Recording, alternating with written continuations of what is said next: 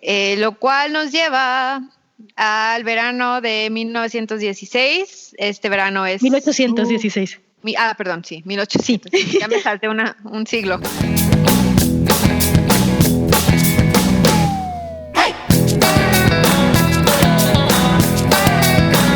Hola a todos, todas, todes. Bienvenidos a otro episodio más de Fem Normal. Yo soy Edna Montes. Y yo soy Mestre Garcés, hablándoles desde Skype nuevamente porque el gran confinamiento sigue y sigue y sigue y sigue. Como el conejito del comercial noventero. Pero dura y dura y dura.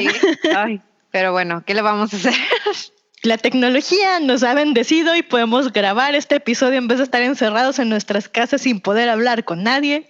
Así es. Entonces lo vamos a aprovechar para hablar de la pionera de la ciencia ficción, una de nuestras escritoras favoritas, la gran mujer que es Mary Wollstonecraft Shelley. A mí me encanta remarcar el Wollstonecraft. Es así como, no solo es Mary Shelley, es Mary Wollstonecraft Shelley. Sí, yo también soy importante. Así de primero Wollstonecraft, luego Shelley, por favor. Y tiene, o sea, su apellido heredado de la mamá, tiene como una historia muy bonita. Sí, no, y además es como una reivindicación porque en realidad, pues, oficialmente ella habría sido Mary Goodwin. Ajá. Y luego Goodwin Shelley. Pero en algún punto ella dijo, no, ¿saben qué? Al diablo. Voy a firmar Wollstonecraft Shelley y se aguantan. Y que el papá, que también fue como una influencia del papá, porque él la educó como para ser crítica y feminista. A él no le importaba que su apellido se perdiera en la herencia. Entonces, Mary Wollstonecraft Shelley nació el 30 de agosto de 1797 y murió el 1 de febrero de 1851 a sus 53 años, que es bastante considerando la época, o sea, vivió. Pues sí, o sea, ahora se nos hace como, ay, qué jovencita. Uh-huh. Pero para aquella época, 50 años, sí que la armó. Ahora que ves en las redes sociales las fotos de Vera Vang con sus piernazas y el abdomen marcado a los 70 años, dices, ay, pero qué joven murió Mary Shelley. Y lo triste es que, bueno, se cree que murió por un tumor en el cerebro, realmente nunca se supo qué fue lo que le mató, simplemente que tenía problemas de salud y migraña y se estaba deteriorando cada vez más y pues todo indica que fue un tumor en el cerebro, que no se lo hubieran podido curar en ese entonces. Sí, no, o sea, ahorita como que con los síntomas se dicen, ay, bueno, a veces tenía parálisis de la mitad del cuerpo, problemas del habla, migrañas terribles, y los doctores como ya post-mortem dijeron, ay, bueno, pudo haber sido un tumor en el cerebro. Pero sí, en esa época, no. No. Y toda su vida fue escritora y editora y promovió su trabajo, así como el de su esposo. O sea, como que estuvo dedicada a las letras esta mujer. Y lo padre es que, bueno, ahorita vamos a hablar de la controversia de cómo le editaron Frankenstein, su primer novela, pero digamos que ella sí llegó a vivir un poco de su éxito y de su fama, un poquito. No, nada comparable con lo que se llegó a convertir, pero al menos sí vio como... sí se pudo mantener con su escritura. Sí, y es como muy remarcable porque pues son mediados de los 1800 o principios de los 1800, o estamos en plena regencia donde las mujeres eran muy miserables. Sí, por lo menos en cuestión de derechos, no digo que fueran infelices, pero los derechos eran una cosa. Y que aparte sus decisiones de vida y de pareja, pues sí los orillaron a como ser excluidos socialmente y vivir en la bancarrota. O sea, como que sí le sufrieron bastante por querer vivir la vida que eligieron. Sí, no, y además hay que tener en cuenta que, por ejemplo, una buena parte de los primeros patrimonios de Mary Wollstonecraft Shelley tienen que ver con el hecho de que tanto el marido como el papá fueron buena onda en lo que cabe y le dijeron, oye, todo el dinero que tú generes es tuyo, aquí está tu dinero. Porque legalmente el dinero o le pertenecía al papá o le pertenecía al marido. Ella no podía tener como control sobre sus regalías y lo que ganaba. O sea, neta fue noble de su parte y avanzado para la época decir, bueno, tú generas dinero y es tuyo. Sí, y también creo que tiene que ver con el hecho de que el papá fue académico, filósofo, como que estaba muy metido en el mundo intelectual y pues vio cómo trataron a su esposa y también que el esposo, que Percy Shelley, pues era un poeta que le sufrió y le batalló y como que aprendió y dijo, pues si mi mujer gana dinero con sus letras, pues que se lo lleve, ¿no? Como que era una situación, aunque estaba precaria la situación, o sea, como dices, ellos fueron lo suficientemente progresistas para decir, no, Mary Wollstonecraft Shelley merece su dinero. Y ahorita que hemos hablado un montón sobre el Wollstonecraft, pues es momento de regresarnos a la mamá de Mary Shelley. Sí, que se llamaba Mary Wollstonecraft y fue una filósofa feminista de las primeras que se tiene registro, o sea, de las que realmente como que se metieron a la academia y empezaron a desarrollar filosofías y teorías y todo eso. Fue pionera y pues el esposo la súper mega apoyaba. Sí, de hecho es como, bueno, el esposo es un decir porque nunca se casaron. No. De hecho, Mary Jr. era una hija ilegítima. Pero esto viene a colación y es importante porque eran así de progresistas, ¿no? O sea, estos señores creían como, suena muy raro y suena muy hippie en el contexto de este siglo, pero creían en el amor libre, en las relaciones abiertas, en los derechos de la mujer, ¿no? Que en la mujer, independencia como de la mujer, o sea, como su propia persona. Sí, entonces, pues gracias a Mary Senior tenemos pues la gran primera ola del feminismo, ¿no? Porque fue de las primeras teóricas que desencadenó esta idea radical de que las mujeres somos personas y tenemos derechos. Lo triste es que ella murió después de dar a luz a su hija, al Mary Jr. William Goodwin, que era el papá, le prometió que le iba a cuidar y que le iba a dar su apellido y que se iba a encargar de su educación, porque más que nada, como que Mary Senior quería que su hija pudiera vivir en un mundo diferente al que le tocó a ella. O sea, ella sí quería creer que a su hija le iba a tocar algo diferente. No fue mucho así, pero por la misma educación que le dieron a Mary Jr., pues la mujer era como, no sé, o sea, súper inteligente, súper crítica, como de su época, y eso como también la aisló un poco socialmente, porque pues ella no se quería casar así, no quería aceptar ninguno de los, ¿cómo se llama esto? De que como que te proponen matrimonio así como de tienes estas opciones y elige al hombre que quieres, o le dicen, tenemos a esta mujer como los casamenteros, casi. O sea, como estos preceptos sociales. Ajá, ella nunca le entró a eso, nunca se quiso casar por dinero. Sus primeros años con Percy Shelley no estaban casados. No, porque de hecho Percy estaba casado con alguien más. Sí, él dejó a su esposa por Mary Jr. Pues es que la verdad es que Percy es como una cosa cenagosa. Sí. Porque en su momento era un poeta muy conocido, muy famoso, pero además era súper ricachón y venía de una familia de nobles. Sí. Y era carita y era guapetón. Ya sabes, este chico malo de las novelas románticas, ese era Percy Shelley. La oveja negra de su familia aristocrática. Sí, no, y además digo, es como... es que estoy pensando que si fuera 2020, Percy Shelley sería como, ya sabes, el hijo de esta familia conservadora, religiosa y de lana. Ajá. Que deja todo y deja para estudiar letras. Sí, y lo odia a la burguesía y así. Ay, pobre Percy, ya lo reduje a un estereotipo. Pues no creo tanto así, él fue como el precursor del estereotipo. No, pero considerando la época, o sea, como que digamos que esta familia, incluyendo Percy Shelley, están como años luz adelante de toda la sociedad.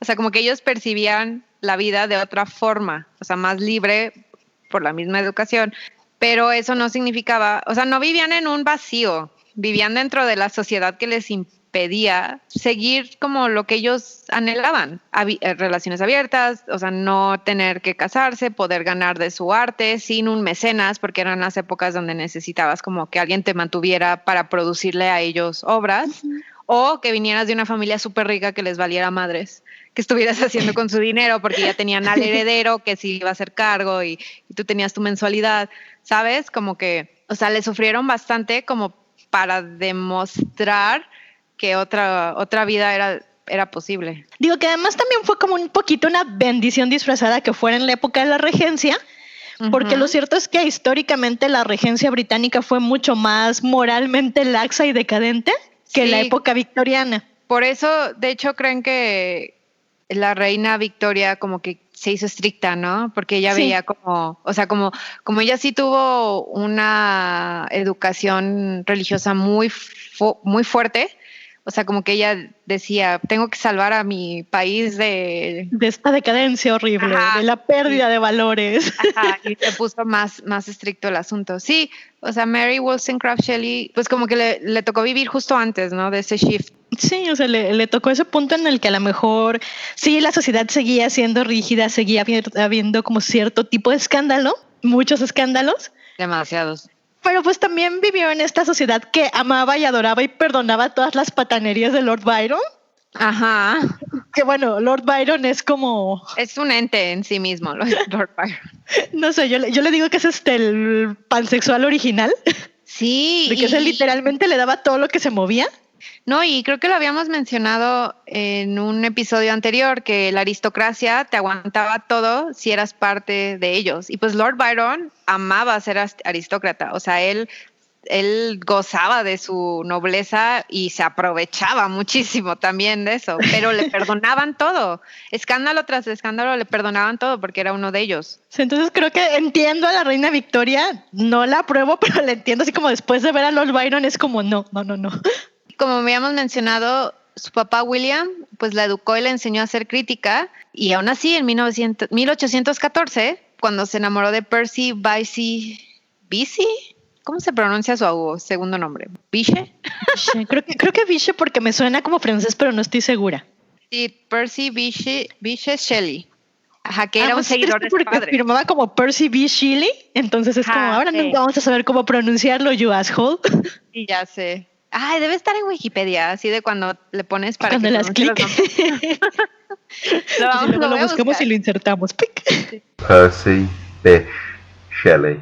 Ajá, y él era seguidor del padre, o sea, de William Goodwin, del padre de Mary Wollstonecraft Shelley. Por eso se conocieron. Él ya estaba casado, tenía 2 hijos, me parece. ¿O creo que 2 hijos? Ajá, tuvo... ¿O 2? 2, porque tenía una niña y un niño, y el niño fue el que heredó la finca del abuelo, porque Percy era la oveja negra.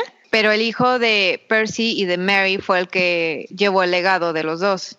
O sea, como que los otros dos, sus hermanos no se metieron en eso. Ah, no miento, el hijo de Percy y de Mary fue el que heredó la finca al final. ¿Segura? Según yo, la familia de Percy Shelley no lo quería. No lo quería, pero todos se murieron y no les quedó de otra. Pues ahí está. Sí, época en la que todos se mueren. Sí, ya le tocó a él. Con tal de no perder las tierras familiares. Pues que la herencia de las fincas británicas es una cosa chistosa, ¿no? Y es como... Y muy machista además, ¿no? Hasta la fecha. Digo, para mayor referencia pueden remitirse a todas las novelas de Jane Austen donde todas las protagonistas sufren porque se quedan pobres porque no tienen pene y entonces el primo lejanísimo hereda todo. No, no te vayas tan lejos, o sea, Downton Abbey. Mary sí, es cierto. Crowley no puede heredar de su padre, o sea, se lo tienen que dar al primo segundo que nunca... Ajá. Sí. Y hasta la fecha. Nada más es eso, se casa con su primo segundo. Wait. Y eso es lo que tenían que hacer. Sí, luego tenían que tener un hijito varón y entonces ya cuando se murió Matthew, perdón por los spoilers de Downton Abbey, ya lo hereda su hijo. Esa serie terminó como hace 5 años, ya no son spoilers. Ya la película salió en el cine hace ¿qué? Como casi un año. Ajá. Un año, entonces ya no son spoilers. O sea, si no la vieron, no la vieron. Bueno, no es cierto, sí véanla. Está muy buena. Es que además son como estas cosas, ya sabes, como papitas para la televisión, que es como el dramonón de la nobleza británica que no aporta nada a tu vida, pero qué bueno está. Que de hecho hay una película sobre la vida de Mary Wollstonecraft Shelley en Netflix, me parece que estaba, y así se llama. Sí, Mary. Ajá. Sí, está bastante bien hechicita. Uh-huh. Y como que bastante fiel a su biografía también. Uh-huh. Y sale por ahí, ¿quién es? ¿Dakota Fanning? No me acuerdo si es Dakota o es el Fanning. Ajá, es una de las Fanning. Es una de las Fanning. Yo confundo a todas las Fanning, perdón. Sí, son idénticas. Un dato curioso que realmente no aporta nada a la biografía de Mary Wollstonecraft Shelley es que ella y Percy se iban a besuquear al cementerio. Sí, es que como la familia no aprobaba... O sea, el papá de Mary sabía que Percy estaba casado y como que no aprobaba eso. Entonces iban a besuquear escondidas junto a la tumba de la madre de Mary porque Mary pasaba mucho tiempo junto a la tumba de su mamá. La iba a visitar mucho. Como Mary era la Darks original y habríamos sido muy amigas ella y yo. Ella pasaba mucho tiempo en la tumba de su madre porque su papá se casó con una vecina, una conocida, una amiga. Y pues una señora de dinero, así muy a lo Fleabag. Ajá, y no se llevaban bien, o sea, no se llevaba bien con Mary porque pues ella era la primogénita y sus hijas iban a quedar relegadas y pues como que nunca congeniaron, entonces con tal de no estar encerrada en la casa con la señora, pues se iba al cementerio a leer. Suena sensato, yo lo habría hecho. Eventualmente Percy Shelley dejó a su esposa y a sus hijos atrás. Bueno, en realidad cuando empezó a tener sus quebres con Mary ya estaban separados, pero esa era una época en la que el divorcio no era tan factible. No, y menos con hijos. Sí, no le iban a dejar divorciarse. O sea, alguien se tenía que morir. Sí, pero digo, nótese qué tan de la época era que cuando todo esto sucedió eran unos chiquillos y ella tenía 17 años y él tenía 22. O sea, en términos de 20 diríamos como primero aprende a limpiarte el culo. Es justo la edad en donde te estás haciendo como, estás madurando. O sea, 17 años no estás tomando buenas decisiones. O sea, no estás siendo consciente de las consecuencias de tus decisiones. Y dirías, bueno, el Percy debió de haber sido un poquito más inteligente, pero también para la época no estamos justificando este tipo de relaciones. O sea, Mary ya debió de haber estado casada a sus 17, 18 años. Sí, y aquí entra es tímida, inocente y tiene una mirada. Uh-huh. Se fueron junto con su prima, Claire Claremont, que es como otro personaje. Bueno, que en realidad era, prima-ish, ¿no? Era casi su hermanastra, porque igual vivía con ella, eran muy cercanas. Sí, era su mejor amiga. No, pero digo que era un personaje aparte porque ella también tuvo sus que veres con medio mundo artístico de Londres de la época. Sí, que además es chistoso porque en aquel entonces era como, qué escandaloso, es la amante de Lord Byron, tiene sus que veres con medio mundo. Pero es como, en 2020 es como, ay, pues tiene sus que veres con todo el mundo. ¿Y a ti qué, Venancio? Ajá. Déjala que se acueste con quien quiera, nada más que se cuiden. Pero en el siglo XVII ese no era el caso. Sí, no. Entonces, pues los tres, Mary, Percy y Claire, se fueron a viajar por Europa porque pues podían. Y porque en esa época Percy todavía tenía el dinero, todavía no lo desheredaban. Estuvieron en Francia mucho tiempo, tuvieron cuando ya se les estaba acabando el dinero, que fue como cuando todo el mundo como que les empezó a dar la espalda, ¿no? El papá de Mary ya no los apoyaba, la familia de Percy como que lo estaba castigando por haber dejado a una esposa respetable, vivían en la pobreza, no podían, o sea, nadie les daba trabajo, o sea, de verdad estaban como en el hoyo del hoyo del hoyo. Uh-huh. Sí, además Mary embarazada la primera vez. Sí, exacto, regresó embarazada. Por desgracia, Mary Wollstonecraft Shelley solo pudo tener un hijo de los 4 a los que dio a luz, 3 se le murieron y pues fue un impacto muy cabrón a su sistema emocional e inmunológico. O sea, como que sí, de verdad, la pobre sufría cada vez que estaba embarazada. Sí, no digo, además es como cruel, pero es cierto que en aquella época esa era la norma, ¿no? O sea, tenías un chingo de hijos porque poquitos iban a sobrevivir hasta la edad adulta. Entonces, como que fueron muchos golpes de la vida seguidos y así duraron bastante tiempo hasta que la esposa de Percy murió. Se suicidó. Y ya como que, se suicidó. ¿Pero lo cubrieron porque eran de la nobleza? No se supo qué pasó ahí, porque también se les empalmó con que se suicidó otra prima. Se suicidó la media hermana de Mary, esta Fanny Imlay, que se encerró en un hotel y se tomó láudano hasta decir basta. Sí, como que fueron uno tras otro. Uh-huh. Y pues, como dicen, los encubrieron porque nobleza. Muy ocupados cubriendo todo. Que además fue una cosa loca porque Percy Shelley quería pelear la custodia de sus hijos con... ¿Cómo se llamaba esta mujer? Con Harriet. Ajá. Las autoridades dijeron, no, tú eres un loco libertino decadente y no podemos darte la custodia de tus hijos. Bueno, todavía hasta la fecha, pero existe todavía esta creencia de que la custodia se le debe ir a la madre porque es la que sí los va a cuidar y la que sí sabe cómo y la que los va a sacar adelante. Como que eran de los dos lados. Como que también, pues es que Harriet obviamente estaba súper enojada de que también le echó ganas para usar a los hijos como pieza de ajedrez. Pues ni divorcio normal, pues. Sí, exacto. Pues eso no ha cambiado, por desgracia. El típico divorcio desagradable. Pues ya como se murió Harriet, ya se pudieron casar Mary Wollstonecraft para convertirse en Shelley. Sí, que además fue gracioso porque en esa época estaba como muy peleada con el papá, que a pesar de que era muy liberal, por alguna razón fue el escandalazo que oyera con un hombre casado. Pero cuando ya se murió Harriet y al fin se pudieron casar, ya todo se arregló mágicamente y el papá fue como, bueno, bienvenido, yerno. Sí, yo creo que Bueno, no tengo evidencia que lo apoye, pero yo estoy convencida que tiene que ver con la educación que le dieron a Mary Wollstonecraft. O sea, el papá quería que tuviera una vida mejor que la mamá y como que se esforzó por educarla y cuando huyó con el hombre casado, pues seguro Sí, como para que él se fue repitió como... el ciclo y fue el Ajá. bajón para el papá. Sí, Yo como también que- creo que el papá lo que quería era, como tú dices, ¿no? O sea, estabilidad para Mary y que no fuera como repudiada en los Ujú. círculos sociales, porque la verdad es que la mamá de Mary sufrió un montón todo el rechazo social que devino de uno, ser feminista, dos, ser una mujer independiente, tres, andar con un hombre sin casarse con él y tener una hija, ¿no? Sí, como que no pudo evitar que sufriera la Mary, pero personalmente creo que el papá lo hizo bien precisamente porque Mary Wollstonecraft Shelley fue capaz de decir, pues si esta es la persona que yo amo, voy a luchar por mi relación y me vale madres lo que digan los demás, que sí demuestra cierta independencia porque fue su decisión, Uh-huh. ¿no? Sí, digo, y además se entiende porque es como dices, el papá desde que ella era muy niñita, pues cumplió la promesa que le hizo a su mamá. Ajá, Entonces le claro. tenía como tutores personales, una institutriz, una educación que no recibía casi ninguna niña de la época, ¿no? Porque en la regencia era como, ay, bueno, sí, aprende idiomas para que te veas bonita, pero aprende a dibujar, a tocar el piano, a bordar. Y Porque te vas a don hacer dijo, cargo no, de la aprende geografía, aprende matemáticas, aprende todas estas cosas importantes, ¿no? Y también desde pequeña Mary empezó a escribir.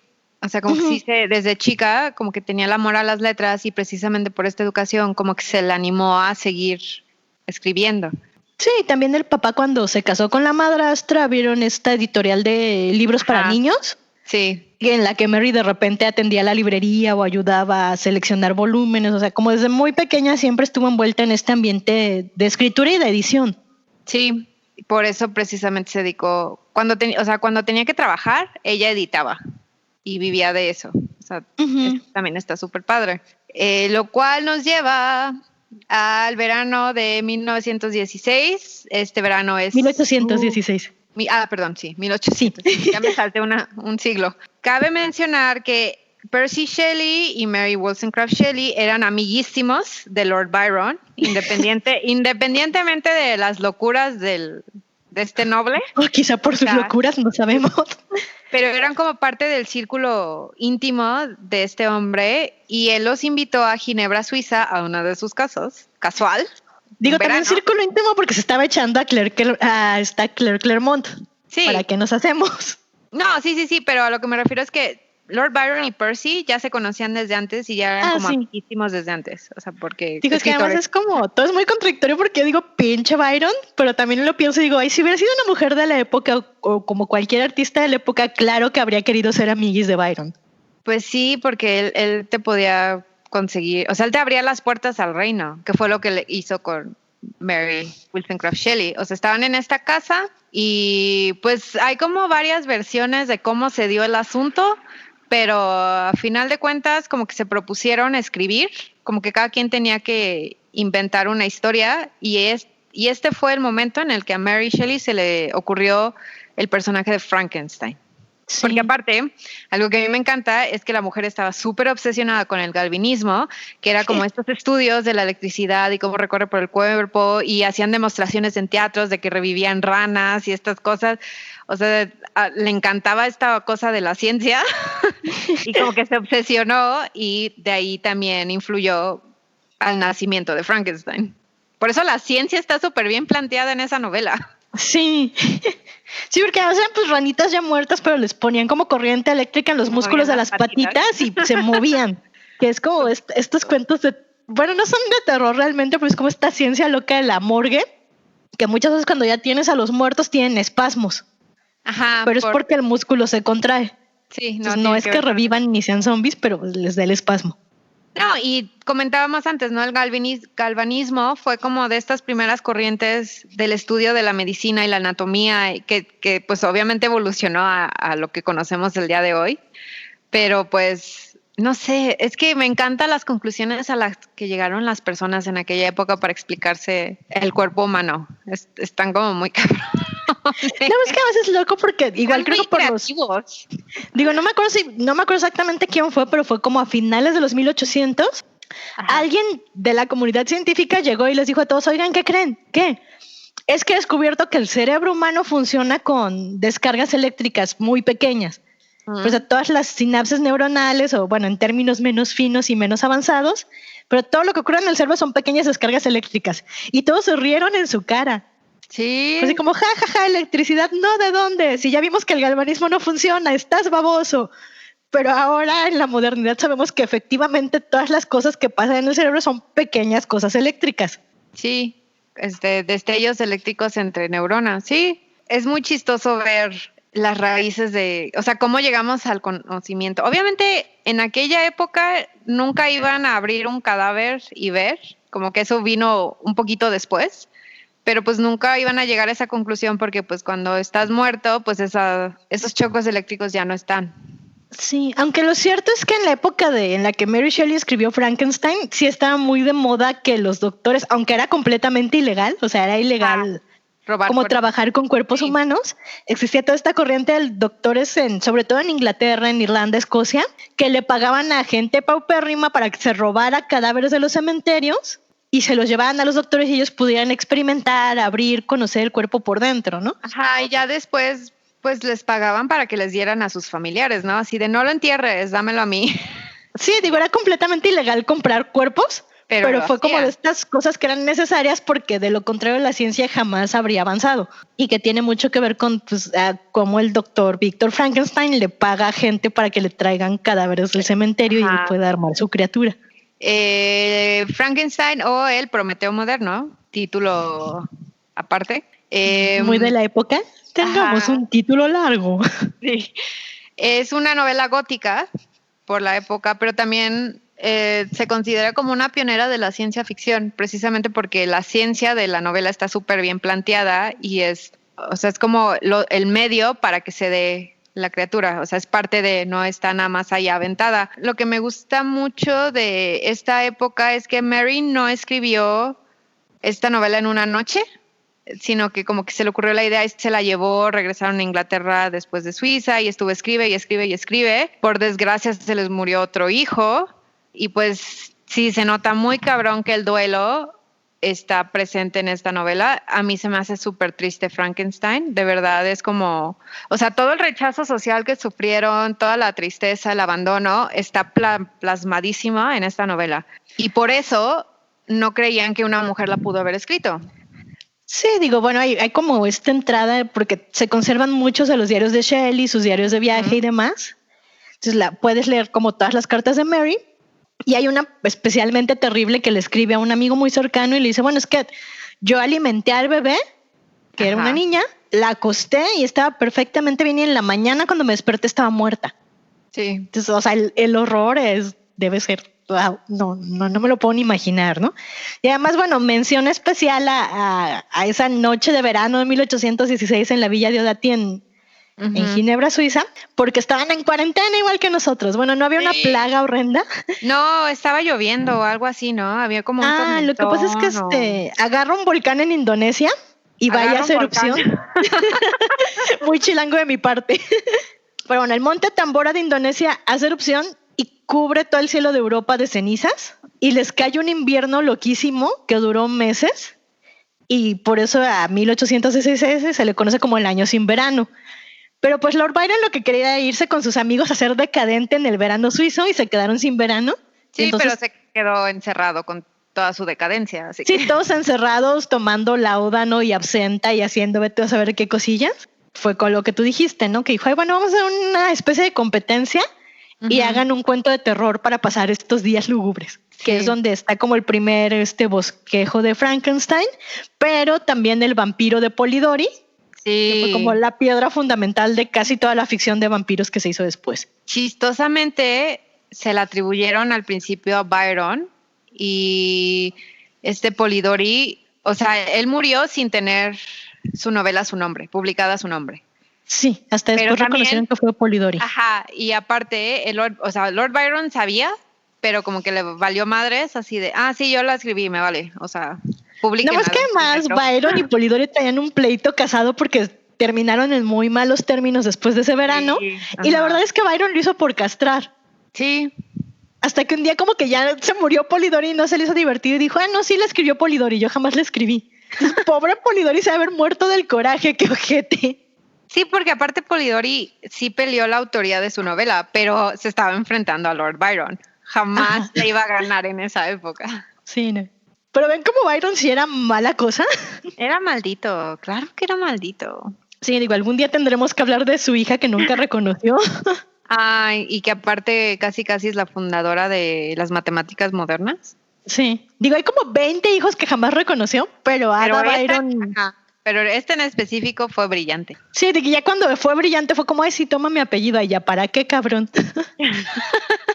Regresando a Frankenstein, se tardó en escribir Frankenstein y pues sí, Percy Shelley como que la supervisó y siempre se ha peleado así como cuánto contribuyó, cuánto de él está en esa novela, porque pues sí hubo muchísima gente que como que casi dijo, no, fue coautoría. Y claro que no, o sea, esto es Mary Wollstonecraft Shelley 100%. Él como que le corrigió, le explicó como ciertas técnicas, pero él no metió mano. De hecho, él como que estaba, según yo, él estaba un poquito en contra de que fuera tan heavy la novela. Él así de, dale otra explicación, diles que es un ángel. Y ella, no. Digo, o sea, no tanto que fuera heavy, pero sí fue como la advertencia de, oye, eres una chavita de 18 años. La gente se va a escandalizar de que escribas cosas tan darks. Sí. Y ella fue como, soy darks y me vale. Por eso se tomó la decisión de editar la novela como escrito por un anónimo. O sea, la primera edición de Frankenstein, aunque Mary Shelley seguía viva, ella no vio su nombre en esa portada, porque le dijeron, nadie va a comprar una novela tan heavy. Una señorita y están darks. Pero es que además digo, el prejuicio fue horrible porque aunque sí en vida finalmente pudo reclamar su autoría, pero mucho después, como por ahí de la tercera edición, como 20 años después de que la publicó, hay como este ensayo famosísimo de Lovecraft que se llama El horror en la literatura, que es un ensayo académico donde Lovecraft analiza, valga la redundancia, todas las grandes obras del terror que lo forjaron, bla, bla, bla, como ya lo que después iba a ser Stephen King con Danza Macabra. La edición original de Lovecraft, el hijo de la fregada se atreve a poner que existe la presunción de que la novela es tan buena porque Percy Shelley le metió mano a las mejores partes de Frankenstein para ayudar a Mary. Y no, claro, pero por supuesto que no. No, pero además, o sea, Lovecraft escribió esto que te gusta ya entrados los años 30, 1930. 1930. Digo, cabe señalar que a pesar de que me gusta mucho la obra literaria de Lovecraft, él era clasista, racista, espiritista y todas las cosas horribles. No es cierto, espiritista, ¿no? Machista. Pero sí era machista, clasista, racista. O sea, era como... ¡Wow! Sí, ya sé. Pues sí, pero poco a poco se ha ido aceptando, o sea, entre los círculos académicos y literarios, que esta es obra 100% de una mujer. Y también algo que alimentó la controversia, bueno, yo lo veo así, es que en esta primera edición que fue editada como anónimo, el que escribió el prólogo o la presentación del libro fue Percy Shelley, precisamente como porque le dijeron, bueno, no vas a tener tu nombre porque eres mujer, pero déjame te ayudo para que se venda. Sí, como que tu barrio te respalda, ¿no? Entonces, como Shelley era muy famoso, escribió como el prólogo. Ajá, y por eso se creía, como era anónimo, todo el mundo creía, pues si Percy Shelley escribió el prólogo, pues debió de haber escrito la novela y no lo quiere aceptar. Entonces, como en estas presentaciones de libros o reuniones literarias que se hacían en aquella época, pues era la discusión constante de, ya, Percy, admítelo, di que tú fuiste. Y él siempre dijo, no, fue Mary, fue mi esposa. Y todos, claro que no, si no nos quieres decir, no nos digas, pero ya admítelo. Y él, no. O sea, como que él sí respaldó a Mary Wollstonecraft Shelley, pero la época no la ayudó.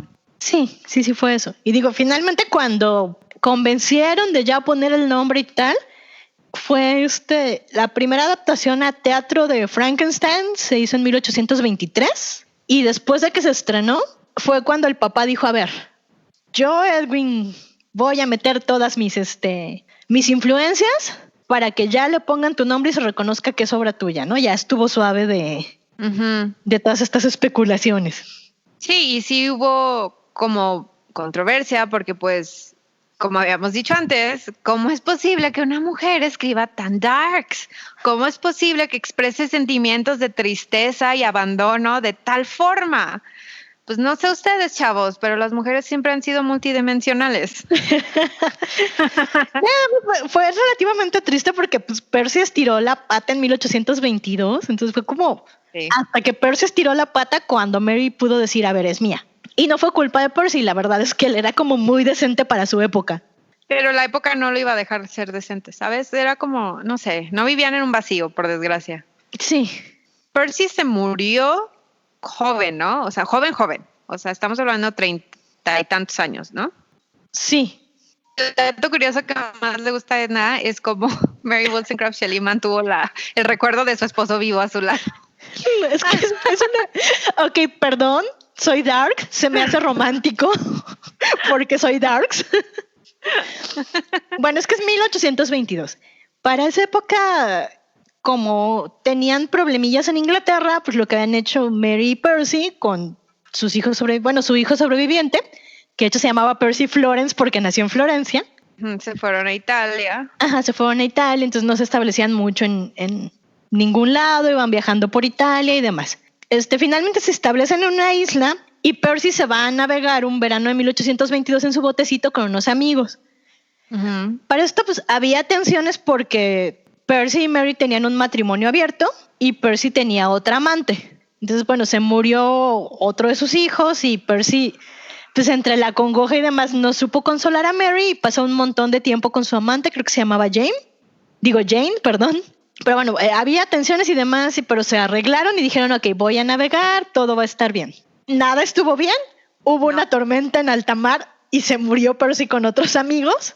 Sí, se hundió su barquito. O sea, se hundió su barquito, pero nadie se dio cuenta hasta que un amigo, que fue como al que fueron a visitar, le escribió una carta a Percy y se la mandó a casa con Mary y le dijo, oye, avísame que llegaste bien porque supe que hubo tormentas y no he tenido noticias tuyas y estoy preocupado. Digo, también en la época no era como marcar, o sea, no había comunicaciones inmediatas, todo era muy tardado. No, y aparte como se hundió casi en alta mar, o sea, no supieron. Sí, no tenían idea. Entonces, bueno, el punto es, se mueren, llega la carta, Mary se asusta mucho, va con la esposa de otro de los amigos y le dice, oye, me llegó esta carta y quiere investigar. Se van a la ciudad en la que debieron haber desembarcado y se quedan ahí varios días sin saber qué onda, hasta que 3 días después de su llegada, la mar avienta los cuerpos a la playa. Ajá. Y es como, están muertos. Pero hay que recordar que en aquel entonces Italia no estaba unificada. O sea, todo Italia no era un solo país, eran muchos pequeños países. Venecia era un país, Florencia era un país, bueno, o ducados, como fuere. El caso es que hubo que sobornar a funcionarios de, me parece que Venecia, para que dejaran mover el cuerpo y demás. Y como no estaban dejando moverlo, uno de los amigos de Percy B. Shelley piensa, pero qué buena idea, ¿por qué no lo abro, le saco el corazón y se lo llevo a Mary para que esté tranquila mientras? Uh-huh. Entonces procede a abrirlo, sacarle el corazón, envolverlo en un pañuelo, ponerlo en una caja, ponerlo como que se conserve, ponerlo en una cajita de plata y llevárselo a Mary. Y entonces, Mary lo mantuvo junto a ella por el resto de su vida. Lo atesoró por el resto de su vida.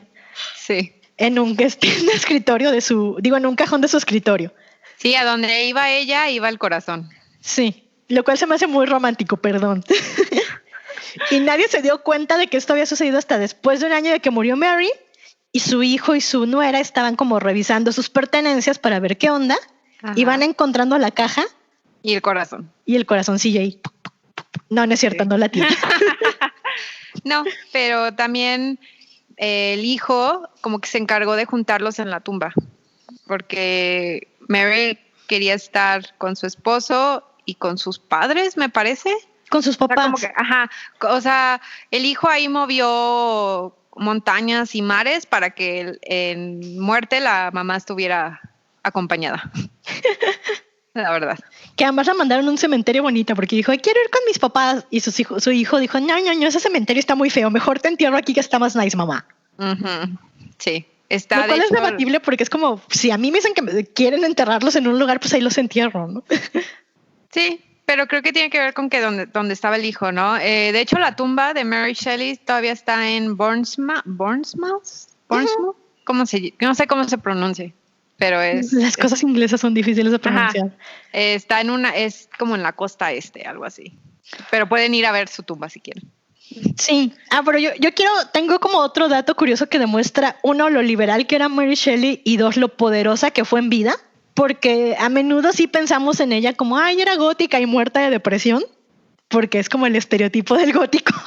No, sí, o sea, y sí lo fue, pero más por lo que le tocó vivir, no por gusto. Sí. No, pero digo, también era como una mujer con mucha energía, creo que sería incluso justo compararla con Virginia Woolf en su momento, ¿no? Uh-huh. O sea, era esta mujer con mucha energía que estaba involucrada con asuntos intelectuales, que editaba, que trabajaba, que se movía, que era como una celebridad de su época. No era como que se le hubiera pasado en su casita encerrada llorando. No, o sea, ella era activa en los círculos literarios y siempre le invitaban a lecturas y como grupos de discusión o sea, sí, era como celebrity. Sí, bueno, resulta que ella era muy amiga de una pareja lésbica, que es como, oh my God, una pareja lésbica de la regencia, que eran Isabel Robinson y su pareja, Mary Diana Dodds, que fue como, no nos dejan estar juntas, no podemos vivir nuestra vida en Inglaterra. Bueno, Mary arregló que pudieran escribir bajo un seudónimo masculino, David Lindsay. Todas las obras de David Lindsay eran de ellas.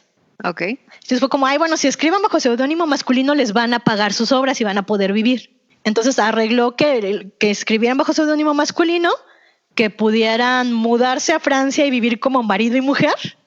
Ok. Que era algo como inaudito para la época. Y se establecieron en París y vivieron de eso. De hecho, Mary las visitó en una ocasión y ahí pescó, creo que viruela, y logró sobrevivir, se sobrepuso la viruela, lo cual pues, habla de una mujer sana y con energía, porque sí, la viruela en ese entonces mataba un montón de gente. Sí. Pero pues después Mary ya estaba un poquito traumada porque la viruela le deformó mucho la cara. Ajá, le dejó muchas marcas. Uh-huh. Digo, y ella era como bellísima, pues. Ajá. Es como lo menos importante considerando lo talentosa y lo genial que era, pero sí es como constancia de ánimo de lo que le pasó, ¿no? Que en una carta ella misma escribió que había perdido toda su belleza juvenil de golpe. También pueden encontrar los registros de sus viajes y sus cartas publicadas, y también gracias a las cartas, como que ahí fue cuando los académicos empezaron a aceptar su talento. Así de que, sí, Mary Wollstonecraft Shelley era una escritora hecha y derecha por su propio nombre, porque se nota así como en su redacción, en la narrativa de sus cartas, sus descripciones y todo, pues, o sea, no lo pueden ignorar. Cabe señalar que aunque Frankenstein o El moderno Prometeo es como la novela famosa por la que la conocemos, no fue su única obra. No. Más allá de los diarios, las cartas y todo, tiene un montón de novelas, un montón de historias cortas. Uh-huh. Una que, o sea, es como Mary Shelley no solo es precursora de un género o subgénero de la literatura, es de dos. O sea, es precursora de la ciencia ficción, pero también de la novela apocalíptica. Ajá. Sí, porque tiene una novela distópica, ¿no? De un futuro distópico. Sí, es El último hombre de 1826. Ajá. Sí, esa. Que también es como un testimonio de vida muy doloroso porque todos sus personajes están basados en Lord Byron, que también se murió antes que ella, en Shelley, su marido, uh-huh, en su hermana que se suicidó, en su prima Claire que también se murió. O sea, como que fue perdiendo. De hecho, ellos, Shelley y Mary, adoptaron uh-huh a una de las hijas de Claire. Sí. Cuando Claire se murió. Sí, me acuerdo. De hecho, pues regresó embarazada de Ginebra, ¿no? Y todo el mundo decía que estaba embarazada por Byron, y pues Mary y Percy le echaron la mano para que no la hicieran así, como de que excluyeran por su hija. Uh-huh. Sí, que fue Allegra Byron, que tampoco sobrevivió, pero la adoptaron. Uh-huh.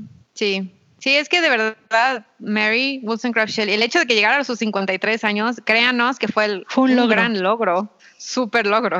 Sí, además se enfermó muchísimo y de verdad tuvo muchas broncas de salud, que para esa época con menos la gente se moría joven. Sí, te cortabas el dedito con un pedazo de papel o con un cuchillo y... Se infectaba y adiós. Ajá. Sí. Vacunen a sus hijos. Por el amor de Dios. Por favor. Piensen vacunen en Mary ustedes también. Sí. Piensen en Mary Wollstonecraft Shelley cuando quieren negar las vacunas.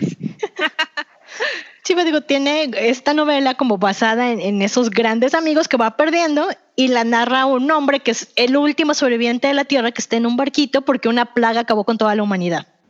¡Plaga! ¡Plaga! Y te va contando como toda la historia. Es muy recomendable, léanla. Y también tiene pues Matilda, que es una novela romántica, pero que habla como de cosas como el incesto y cositas muy fuertes para la época, que su papá no dejó que la publicara hasta mucho después. Si no es que fue hasta póstuma, no me acuerdo. Sí, lo que sí es verdad es que su hijo sobreviviente, Percy Jr., él sí se encargó de verdad en mantener el legado de sus papás, o sea, seguir reeditando las colecciones, por ejemplo, las cartas, él las editó, los registros de los viajes, él también los editó, o sea, como que él no quería que el legado de sus papás se perdiera. Ahorita creo que ya son de dominio público, ¿no? Ya pasó el centenario. Ajá. Entonces nunca sí, va a pues tener el centenario de Frankenstein fue en 2018, ¿no? 16 o 18. Sí. Es que estoy dividida porque aunque la novela como tal se escribió y se publicó en 1816, ajá, lo que implica que en 1916 ya era de dominio público, sí. 100 años. Hay como ediciones posteriores. Es que sí le agregaron cosas, ¿no? Porque encontraron como capítulos perdidos. Sí, o sea, y hubo adendos que la misma Shelley hizo por ahí del 36, 38. Sí, cierto. O sea, de 1836, 38. Ajá, por eso dices que fue 2016. Sí, entonces ya tenemos como 200 años de Frankenstein, que sí fue la celebración en 16. Pero sí, ya es como, no estoy tan segura, pero el caso es que sí, muchas ya son, o sea, bueno, ya todas las obras de Shelley ya son dominio público. Sí, entonces nada más les estamos diciendo esto para que sepan que no hay excusa.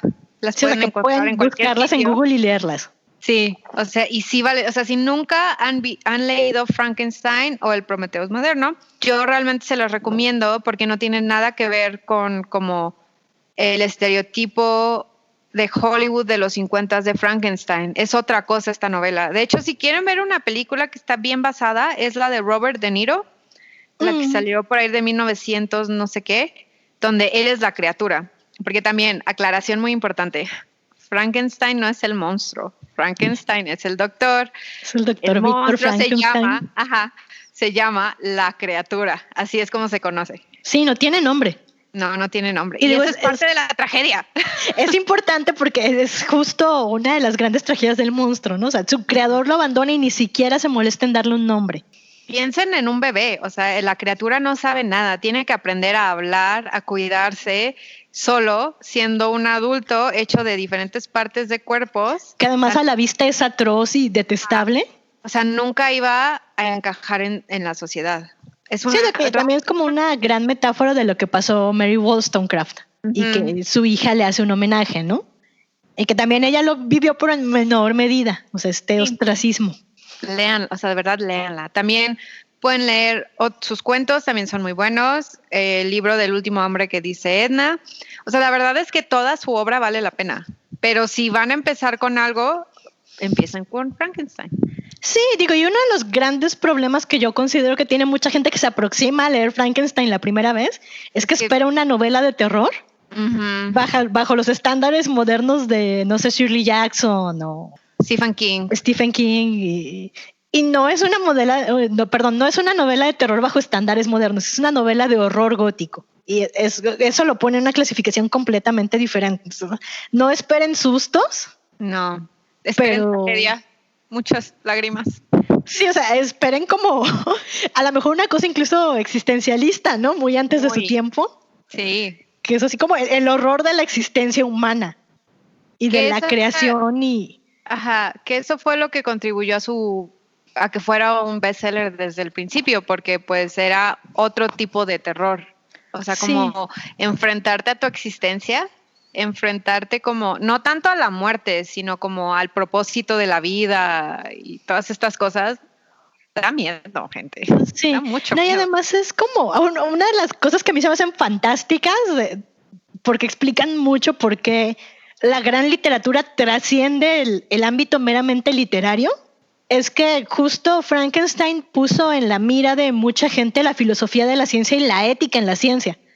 Sí. O sea, antes se hacía muchísima mala ciencia con cero ética y ahora tenemos como carreras, maestrías, doctorados en filosofía de la ciencia y en ética, detonados por todas las reflexiones que Frankenstein y su estereotipo de científico loco que seguimos usando hasta la fecha detonaron en la sociedad de ese entonces, en la sociedad científica. Sí, esta obra aportó muchísimo, o sea, no solo cultura pop, o sea, estamos hablando de la ciencia, de la medicina, de la filosofía, o sea, de verdad es una novela, o sea, no me gusta usar como el título de esta es la gran novela moderna, bla, bla, bla, o sea, ya sabes, como que estos pedestales. Sí, porque además es muy engañoso.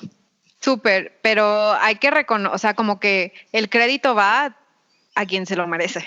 Y Mary Wollstonecraft Shelley se merece todo el crédito y toda la fama de haber escrito esta novela a sus 18 años. Sí, creo que es como muy importante que sigamos hablando de ella, que sigamos manteniendo viva su obra, que la reivindiquemos además, porque sucede que cuando terminó la regencia y ella se murió por los 851, a finales de los 1800 empezó la época victoriana en Inglaterra.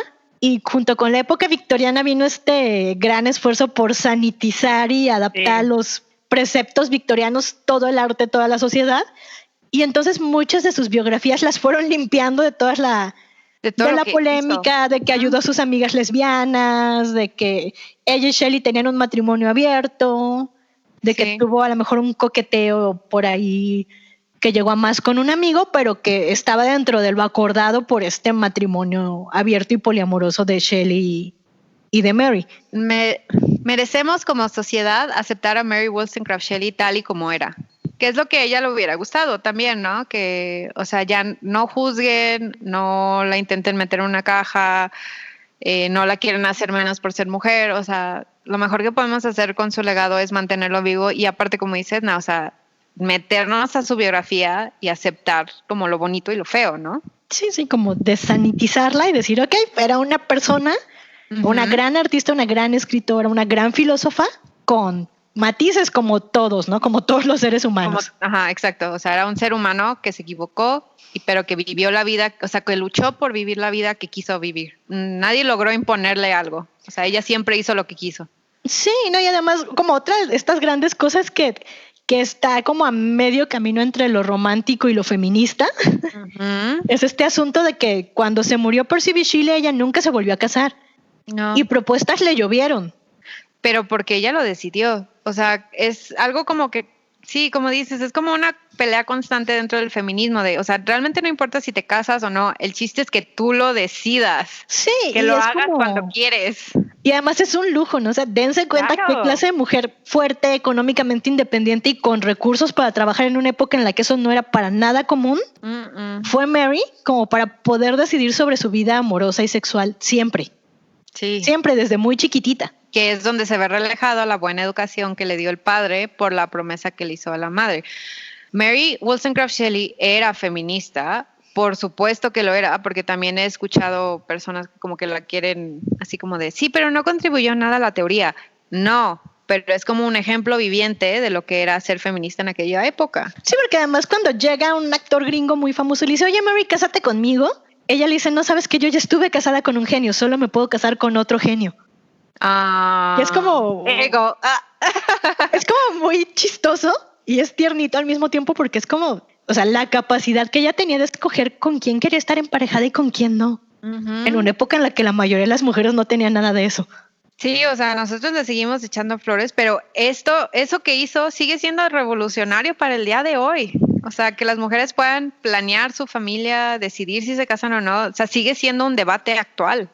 Sí, no, y además como estar recordando eso para este episodio me caló mucho porque uno de los matrimonios de artistas que yo admiro acaba de anunciar que se separó esta semana y no necesariamente los voy a nombrar porque los dos pidieron privacidad, pero quién sabe. Y me recordaban mucho este matrimonio Shelley y Mary porque eran justo eso, ¿no? Dos grandes artistas que tenían un matrimonio abierto que incluso para parámetros de 2020 es muy revolucionario, no sé por qué. Yo tampoco. Y la gente está como especulando, ay, es que el matrimonio abierto, es que fue su culpa por ser poliamorosos. No, uno, tenían un matrimonio abierto, no eran necesariamente poliamorosos, es una cosa diferente. Y dos, pues si ellos tienen esos acuerdos y son felices, ¿a ti qué te importa? O sea, la relación es entre las dos personas que están en la relación, de nadie más. A mí me enternece mucho como esta relación entre Mary y Shelley, no solo porque él, te digo, fue como, a pesar de sus falencias, un hombre muy decente y muy revolucionario que la respetaba como un ser humano con derechos y con intelecto, sino que había una admiración mutua, ¿no? Y como artistas y escritores se nutrían mucho el uno del otro y tenían esas aspiraciones intelectuales. Y aunque Percy B. Shelley fue muy famoso en su época, justo ahora toda su obra se habría perdido y no sabríamos nada de él. Si no fuera por su esposa. Sí, si no fuera porque después de que él se murió, ella se dedicó a editar estas grandes colecciones de poemas, grandes colecciones de ensayos que ahora conocemos de él. Sí, se dedicó a promocionar la obra de su esposo. También como por mantener la memoria, que fue lo que hizo el hijo después. Sí, pero sí es como, fue una vida pues muy plena, muy maravillosa y muy resaltable, ¿no? Que justo ahora tenemos la gran fortuna de que sobrevivieron cartas diarios y podemos ver en su justa dimensión, más allá de lo que la época victoriana nos censuró a todos. Sí. Yo a mí personalmente nunca me ha encantado leer cartas, como que se me hace que estamos violando la privacidad de las personas, aunque las editen con permiso o como quieras. O sea, se me hace como muy extraño, pero las de Mary Shelley sí me gustan. Yo sí soy bien chismosa, fíjate, me encanta leer cartas y diarios. Soy muy fan de leer cartas y diarios. No sé por qué, porque me aterra que si un día me muero, alguien publique mis diarios y vean que soy como depresiva y suicida. Y como, qué diario tan darks. Pero sí me gusta mucho leer los diarios de los demás. Eso se llama blog ahora. No, es que además es como muy raro porque sí te da como otra dimensión de los escritores más allá del trabajo, ¿no? También, por ejemplo, o sea, los diarios de Alejandra Pizarnik o los de Sylvia Plath, o sea, las cartas, los de Virginia Woolf, como que también te ayudan a entender lo que sufrieron estas mujeres en su época por ser creativas. Sí, claro. O sea, no quiero que se romantice o sea, como lo del suicidio de las artistas, porque pues ya hablamos de esto en nuestro programa de salud mental, es algo prevenible, pero también se necesita pedir ayuda y saber darla, y estas mujeres no tuvieron acceso a esto.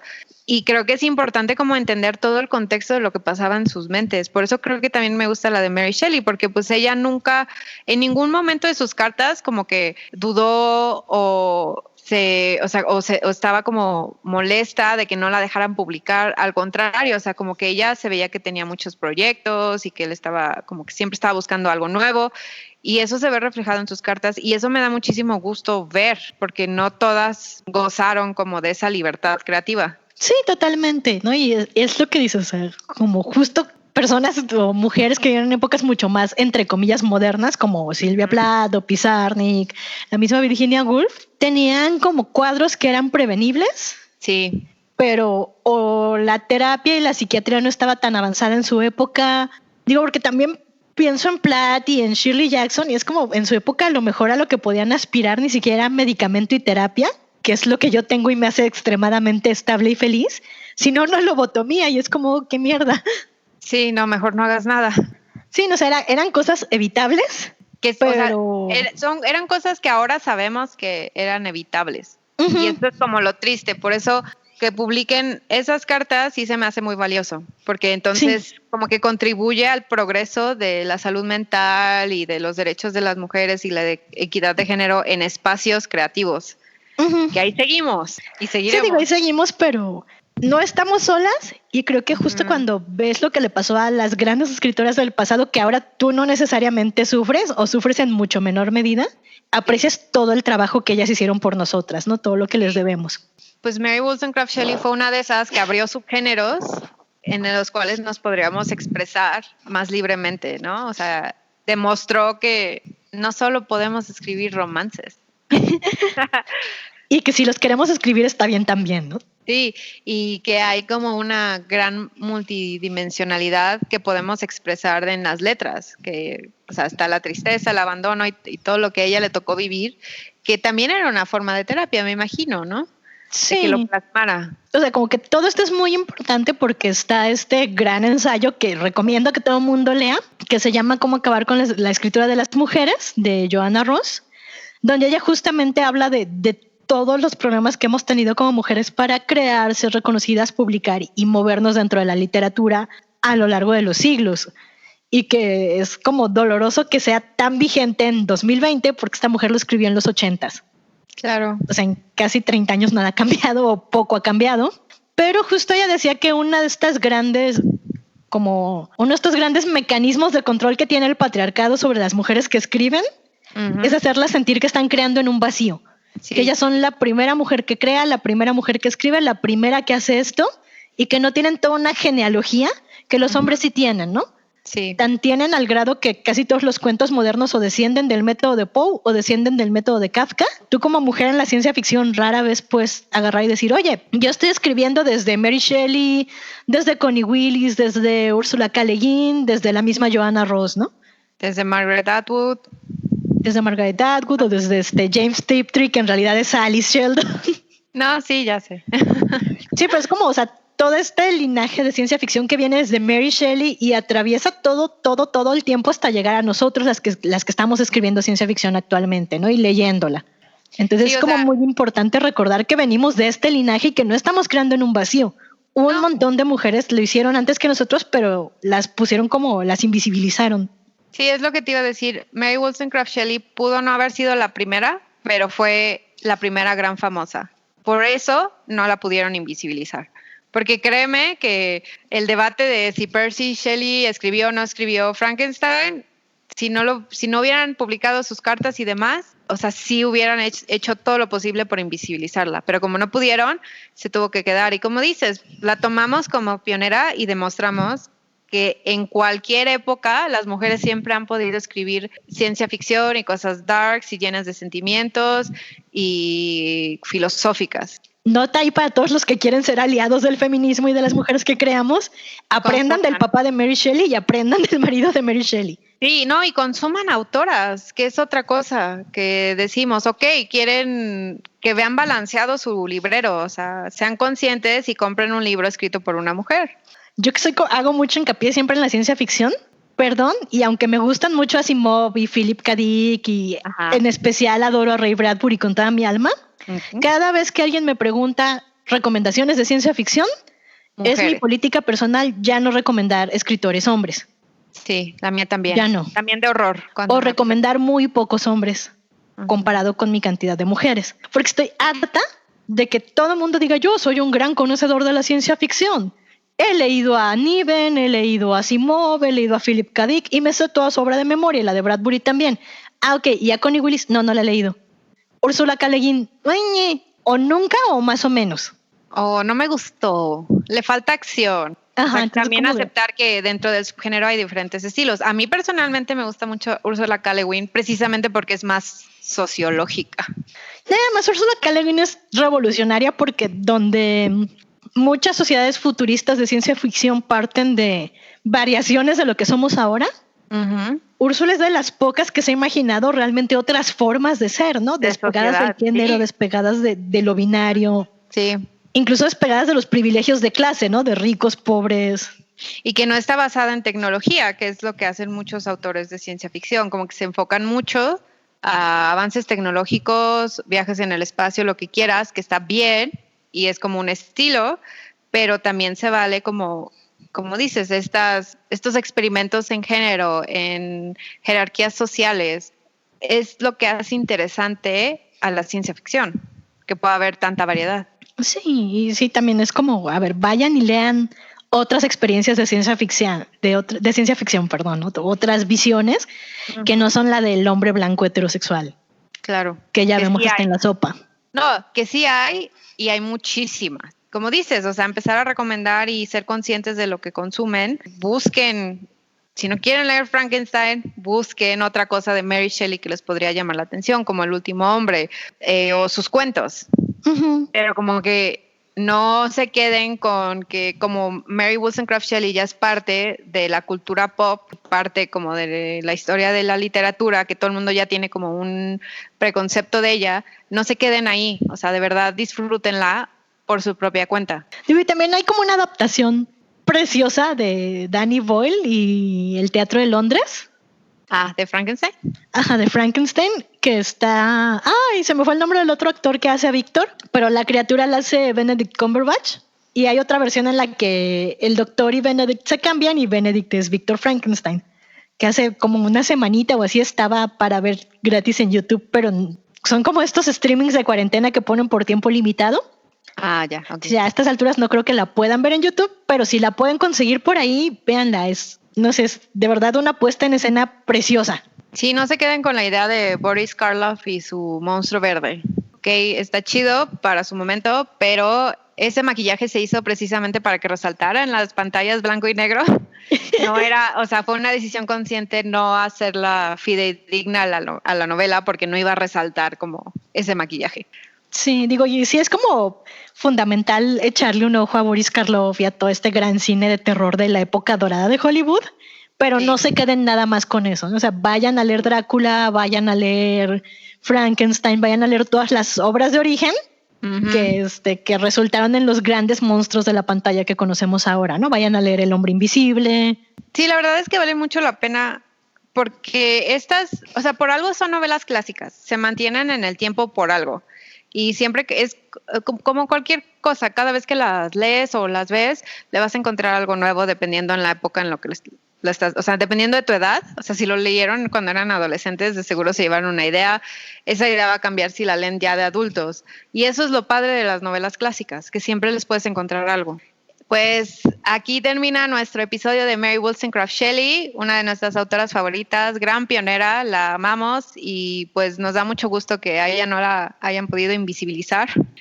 Síganos en Facebook, estamos en Instagram. Recuerden que en Facebook siempre les ponemos como los artículos o los videos que nos gustan, que apoyan como el episodio de la semana. Escríbanos por favor en redes sociales, queremos saber si les está gustando, qué temas les gustaría que tratáramos, se aceptan sugerencias. Y pues nos vemos para la próxima. Bye. Fem Normal es un podcast producido por Edna Montes y Merte Garcés. Encuéntranos en Facebook e Instagram como Fem Normal y en YouTube como Fem Normal Podcast. Si quieres apoyarnos para seguir produciendo este podcast, nos puedes comprar un café. Busca la liga en la descripción.